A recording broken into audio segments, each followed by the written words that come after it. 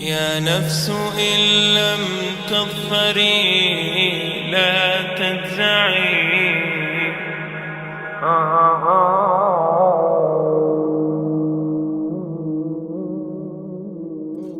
All the praise is for Allah,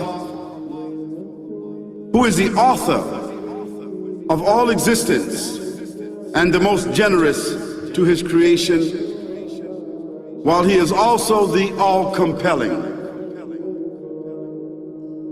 He is the only one worthy of our worship, having no partners, no associates, no sons, no daughters, no one whom he must consult, and no one or anything which has any comparison with him. All the praise is for Allah, who is the King of all who claim sovereignty, the only one who has the right to legislate for his creatures. He is the giver of life. He is the causer of death, while death has no effect upon him, because he is the ever-living, the self-subsisting, the eternal and the only absolute.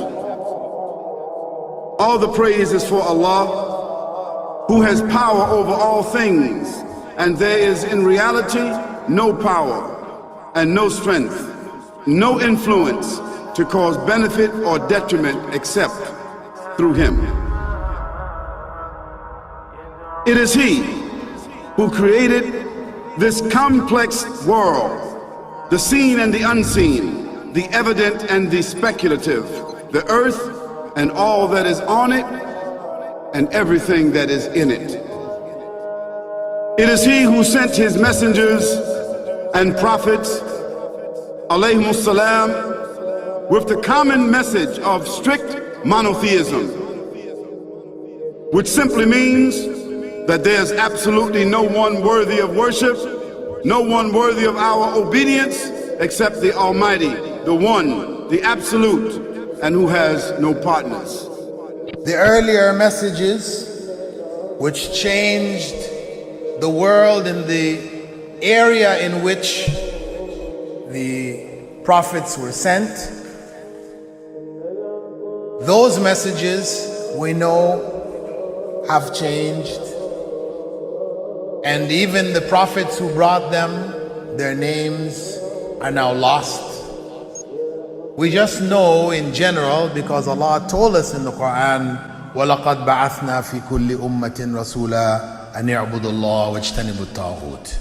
I've sent to every nation a messenger, calling people to worship Allah alone and to avoid the worship of false gods. This essential message has been preserved in Islam in a way that it was never preserved before. Not because the message was different, because it was the same message, but because of the fact that there would be no other prophets who would come after Muhammad sallallahu alaihi wasallam. So therefore that message now had to be protected.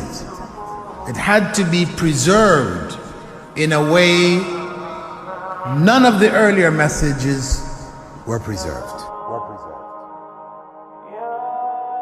I will tell you this, what you say you have come to know 40 years back, and what you call the Big Bang is already mentioned in the book which I read, the glorious Quran. It's mentioned 1400 years ago in Surah Anbiya, chapter number 21, verse number 30, which says, Avalam yaral lazina kafaru. Do not the unbelievers see anna samawati wal arda kanat ratkan fataqnahuma, that the heaven and the earth were joined together and we clove them asunder. What you're talking about, the Big Bang, I try and imagine compressing a spring. I push it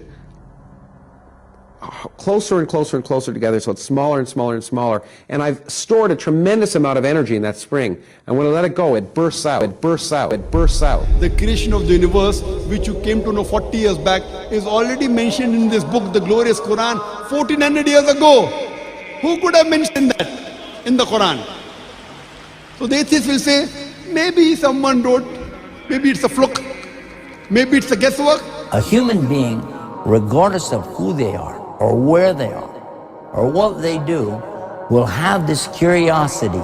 They'll want to know, why am I here? How did I get here? And do I have a purpose? And if so, what is it? The only one who would really be able to answer that question would be the Creator himself.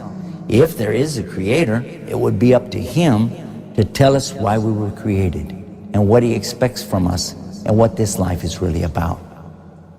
Allah has shown the people from the time of Adam until right now, has shown the people what he wants from them. And it's a very simple thing, and that is that worship be for him alone without any partners. In fact, we know this life to be a test from Almighty God. That's why we're born, and that's why we die, because there has to be a beginning and an end for us to be tested on. The next life, after this life, no one will ever die again. A bad person or a good person. Both are brought back and they continue to live in the next life, either in good shape or not so good shape, depending on how they did on the test. The worship of the God of Abraham, that was what was taught by these prophets. The Lord of the Arsh and Kursi. We're talking about the Lord of the worlds. Alhamdulillah Rabbil Alameen. We're talking about the Lord of the entire universe and beyond. The entire universe and beyond. You know, we live in this dunya and we are fascinated with this dunya which Allah subhanahu wa ta'ala indeed has created in a beautiful manner. We're fascinated. There are over billions of people which live on this dunya at this moment in time. Over 6 billion people that live on the dunya at this moment in time. This dunya of Allah subhanahu wa ta'ala is so big that there is space in this dunya for billions and billions and billions or more people. But what is this dunya in comparison to what Allah subhanahu wa ta'ala has created out there? This dunya is insignificant. This dunya is meaningless to Allah. It means nothing. It is worthless. So worthless, compare it with the sun. The sun is one star. You know more science than me. You'll be able to tell me better. Take this planet Earth and you place it inside the sun, and you will be able to place 1.3 million Earths in the sun. 1.3 million Earths in the sun. Allahu Akbar. Allah is the greatest. The sun is one star. One star. There are stars out there which are millions of times bigger than the sun. You tell me this, that you need millions and millions of stars to make one galaxy.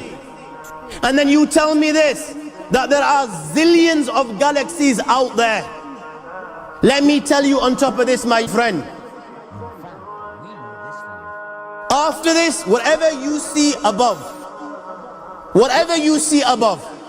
when you raise your head and you look above, whatever you see above, the zillions and zillions and zillions of galaxies, let me tell you, this is everything there is within the first heaven.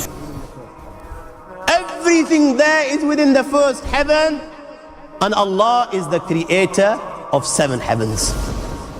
7 heavens. And the distance between the first heaven and the second heaven is 500 years. You know, the distance that can be covered in 500 years, at what speed? Only Allah knows. Only Allah knows. But it will take 500 years to get from the first heaven to the second heaven. 500 years from the second to the third, third to the fourth, fourth to the fifth, fifth to the sixth, sixth to the seventh. Every time it will take 500 years. After the 7 heavens,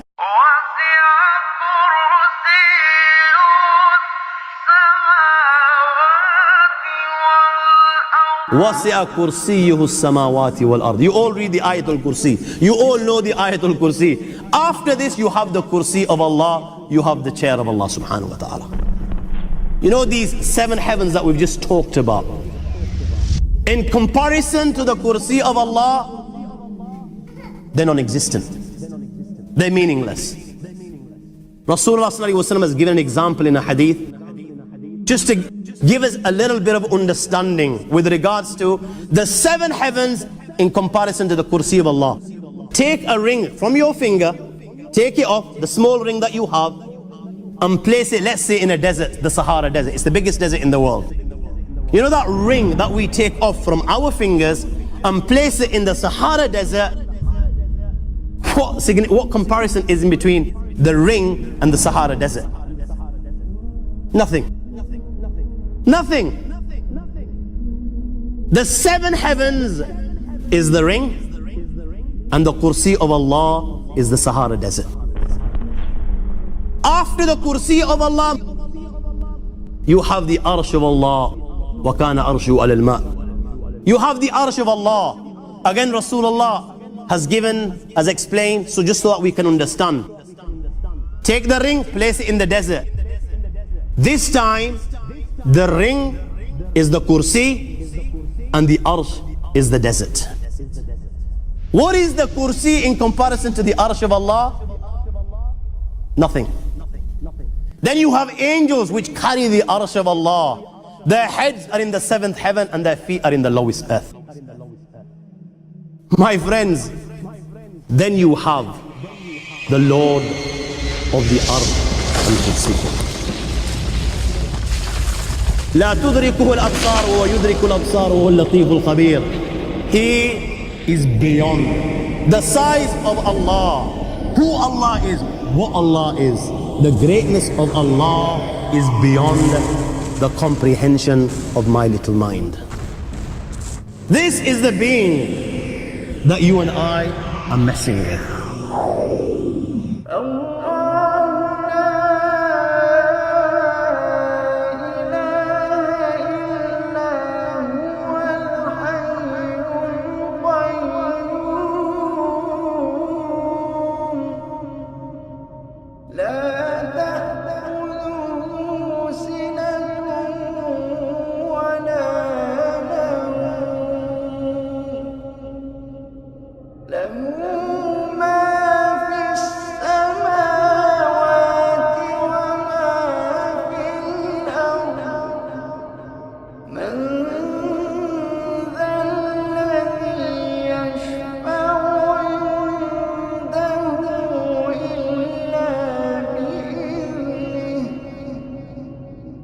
يعلم ما